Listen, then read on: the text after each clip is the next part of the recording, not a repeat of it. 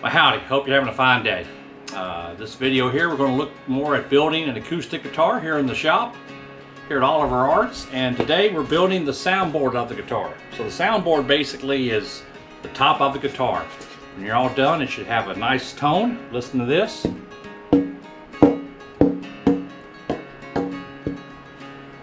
Kind of nice.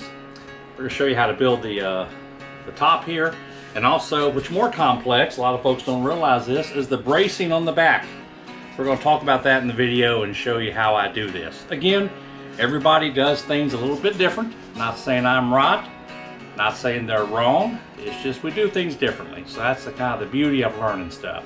So hope you enjoy this. And again, thanks and have a fine day.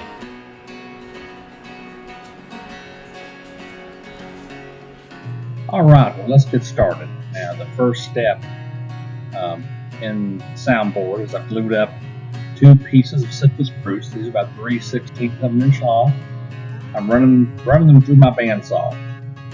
And I've got a pretty thin curved blade, about a 3/8 inch blade, and I'm slowly working this around. As you can see, I've drawn the outline from a template that I've made of this guitar. This is going to be a kind of a Grand Auditorium cutaway guitar.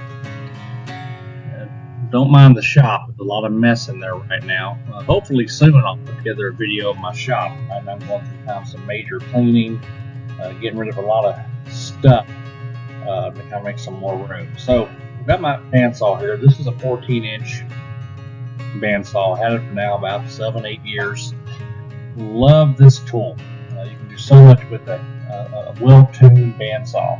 And again, this is a rough cut. I'm simply cutting outside the line to get a rough shape of the soundboard. The soundboard is made out of Sitka spruce. There's a lot of different soundboard materials people use, from western red cedar, Adirondack spruce. Sitka spruce is pretty much standard for most acoustic guitar soundboards. And this video is going to be a little longer than other videos. I want to talk through and show you more detail. The soundboard of the guitar has got a lot of detail to it. When you look at one in the store, or just pick one up, this looks like a flat piece of wood with a hole drilled in the middle. But there's a lot more detail to it than that. Again, I'm kind of working around here. Watch my fingers, being careful, being safe. Now we're at the point of doing the routing and fitting the rosette. So what I have here is the soundboard is clamped down. It hasn't been sanded. There's a little bit of a glue line there. This is the rosette. This rosette, I didn't make this. This I purchased from StuMac. There's a couple of 3 good suppliers out there. This is wood fiber. It's a herringbone pattern, very traditional. In the middle, I've got the location of the sound hole laid out. And I've got the small attachment for my Dremel. I like the Dremel for doing this kind of work because you have fairly good control with it, good detail. The tool doesn't get away from you. And this is simply a little router guide that will cut a circle. Now the sound hole of the guitar is about 4 inches. What I'm cutting here is outside of that, a thin channel for that rosette. I start up at the top, kind of a test to see make sure I've got the right depth here, and just kind of working that around slowly. Again, Sitka is a hardwood, but at the same time, well, it's actually a softwood, but it's a very stiff softwood. So it's a very sharp router bit. This is just a small 1/8 inch straight bit. Taking my time, working around. As this cuts, this does leave a lot of fiber. This leaves a lot of rough edges to it. You have to some scraping later on to kind of get this right. So I'm just working that around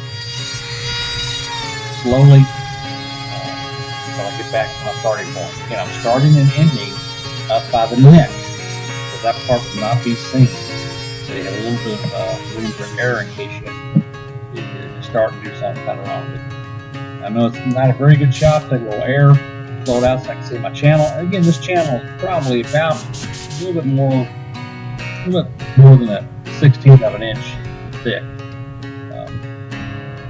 And there I am basically with my hands, with my router. Doing this again. Now I'm going to run it again, make sure it's a good clean cut. Adjust the depth of my router slightly. I like this tool. I'm not a big fan of Dremel tools. They're either too fast or too aggressive. There's a million different attachments you can have for a Dremel, and I only use a Dremel to do a little bit of routing. That's really about it. Here I'm checking the depthness of my rosette, make sure I'm not going too deep. If you go too deep, you're kind of in bad shape there. You have to use some glue to back that, to bring it up. I don't want to do anything to affect the sound of the guitar itself. The soundboard does produce a sound, along with the opening of the cavity, the body of the guitar. So it's important that as you work with the soundboard, that you don't do too much to dampen or hurt the sound. Does the rosette serve any kind of structural purpose in a guitar? I would say it does, but it's mostly decorative. A guitar with or without a rosette sounds about the same. And of course, I've done different rosettes, different details. This one's probably the simplest one you can do, buying a pre-made rosette. Some guitars I've built, I've actually built handmade rosettes in different patterns. This is the basic, classic acoustic guitar. And again, going around it again, a little bit wider now, to make that channel with the right width for the rosette. And in a minute here, you'll see, as I come back around, I've got the channel cut. Now I've got my rosette. I'm taking some carving knives. I have various carving knives I use to kind of clean up that channel, clean up that edge, all the wood fibers where the router didn't cut really clean, to get a really good smooth edge, so when I set that rosette in there, it really seats properly. And I tell you what, when you're building a guitar and you cut your channel and the channel comes out nice, it's a good feeling. Because if I messed this up here or gone too wide, or my router had a slip, I would ruin the soundboard and would have had to start all over again. So now I'm putting that rosette in there. Again, the rosette is not one continuous piece, but for joins up at the top there, that goes beneath the neck, so it's not seen. Now I've got a smaller rosette that go in there as well, and now I'm just kind of dry fitting this, taking the back of my knife to kind of press that in. This rosette is kind of fragile. It's wood fibers. You can break it, you can damage it pretty easily. Now the question comes in, once you get this in place, how do you glue it? The best glue to use on these is CA glue. Probably call it super glue. That's the best glue to use. And the reason super glue mixes well with most finishes, you may have a little bit of glue on the edge there. And ta-da! There we go. Got a perfectly fitted rosette. Now I'm going to carefully take that back out so I can add my glue to it, put it in. The reason I use wood glue in this is wood glue has too much bulk to it. It doesn't soak into the fibers very well. It's thick. Have a little squeeze out. It's difficult to sand and have finishing spot to it. Okay, now I'm going to prepare the bracing for the soundboard. And basically this is where I'm taking citrus spruce strips, about 3/4 of an inch thick, and I'm ripping this down to either 3/8 of an inch, 1/4 of an inch, different widths, and now I've glued all those strips on the back of the guitar. Now, let's look here what we're doing. Here I'm taking various carving knives and I'm shaping the bracing. That bracing pattern that you see there, you see there's a large X in the center. There's a plate beneath that, that's for the bridge, the backside of the bridge, that's made out of maple. However, the rest of this bracing is made out of citrus spruce. And this is an enjoyable task if you have some good knives, some good chisels, to carve these down. And what I'm trying to do, I'm trying to get the right tone. I can tell you about it, I can explain it to you, but I can't understand it for you. If you build guitars, you know what I'm talking about, but you're basically working all these braces down on the bench here, slowly but surely, to get the best tone. If you ever look on the internet at a lot of images out there of the backside or the inside of a soundboard, you'll see there's a lot of different theories on this. I think some of the theories on the internet are just people's opinions and theories, of course. But this is the classic X bracing, and established by MCF Martin back decades and decades ago. So now I'm cutting this bracing down nice and thin. I'm going to shape it down to where the bracing has a lot of structural integrity. Remember, this soundboard is going to have a lot of pressure on it. Once you put strings on a guitar, and you put it through the soundboard. There's a lot of pressure pulling up this soundboard. So if you don't have enough bracing, you can bow the soundboard, you can crack the soundboard. If you have too much and you don't trim it down, it's going to be a dead sounding guitar. Okay, so this right here, I'm trimming it down, and I have to tell you, this is a very enjoyable process to do. I love these little carving knives. These are walnut hollow carving knives, and they came from East Tennessee. These are my dad's, so I always like using my dad's tools or my grandpa's tools. Dad passed away about 4 years ago, and just amazing man. So it's always sweet to be able to use something that your father or your grandfather or a family member owned and cherished. This is a task here that takes, I've only shown you part of it here, but this is a couple hours here. So kind of get this down the way you want it, using various carving knives, so forth. These are tone bars, these little bars I'm carving right now. And this whole thing is, and I'm not an engineer by any stretch of imagination, but there's a lot of engineering in this. So basically, that large X brace in the center is taking most of the pressure, and these bars down here that I'm carving now are two of the major tone bars. And the theory is that the lower end, the bass notes of the guitar, kind of come out of that lower bout of the guitar. And so I'm putting this down low enough to where, small enough to where I get good tone, and still keep structural integrity. So again, just kind of working around. That large brace at the top of the sound hole, that's a very important brace, because that guitar neck, as you put the strings on there, is going to have, again, a lot of pressure downward and also pressure upward where the strings are, which I'll show you in a later video kind of how that works. But that large bar up top basically provides a lot of structural integrity. And this is a couple of Narix chisels I use. I have to be honest with you, I'm not a big fan of these chisels. I'm not a very good sharpener. I need to probably study more and learn more about that.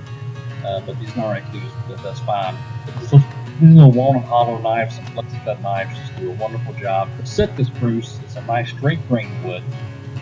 It doesn't, of course, there's no knots in or anything. There's no odd grain patterns, so it kind of cuts like butter. Okay. And again, we're just kind of working this down.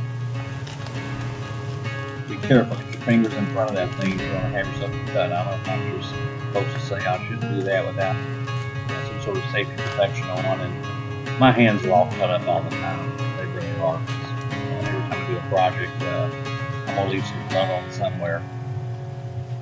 And again, I'm kind of easing this down. I'm left-handed, so I have to kind of go back and forth. And of course, I guess everybody's either left-handed or right-handed, right? So anyway, I'm kind of droning on here about this. There we go, easing it on down. I tell you, I just find it satisfying to sit here and be able to cut that down. We'll clean it afterwards in the shop here. You got wood everywhere. And again, talk more about the guitar tone. A lot of guitar builders spend a lot of time on the back making that just almost like a piece of art. It's kind of a shame because you don't see it unless you have a mirror looking in there. If you do play the guitar, I challenge you, take a little inspection mirror, look underneath your guitar and see what your bracing looks like. Of course, commercial guitars that are built in factory-built guitars, they have machines that kind of cut all this away, and a vacuum press or go bars or some sort of gluing system to kind of make it easier. But when you're basically a hand building guitars by hand, this is what you do. A lot of folks will use chisels. Again, I like to use small carving knives. You have great control with them, and they're just a joy to work with. Earlier, you saw a picture of the clamps on this guitar, and again, everybody has different ways of clamping these pieces down. I find that the 4-inch or 5-inch C clamp works really well, as long as you have good even pressure. The kind of glue you use to glue this is regular old Titebond wood glue. Any kind of yellow wood glue works fine. Some builders even use good old-fashioned Elmer school glue. I don't, but I've heard it works just fine. So now, if you notice, I'm working on these small braces. And since this wood is so straight, I can cut either direction. kind of get that worked down there. Okay. So again, working that down, and here we go. Now we're at the point of where I've got all the braces just about where I want them. I might do a little bit more carving once I check the tone on these. You can see there's kind of an angle to them. The braces are cut long. I mean, once I mount this to the body of the guitar, of course, I'll be trimming it against the curving and make sure it's got a good fit. And I'm going to test it for sound again. And when you get that right spot, you can tell by tapping with a light tap. Some nice bass responses at the bottom. As you go up around the Soundhole, a little more treble type response. And that's really the Soundboard. It's really a couple of steps. You know, rough cut, put your rosette in, cut the Soundhole out, and then trim the bracing for the back. And that's pretty much the finished product. I've sanded the back. I've sanded in between the joints, so it's a nice finish. Of course, the back of the guitar is not finished, only the top is. And there we go. I hope you enjoyed it. And again, like and subscribe. Thanks, and have a fine day.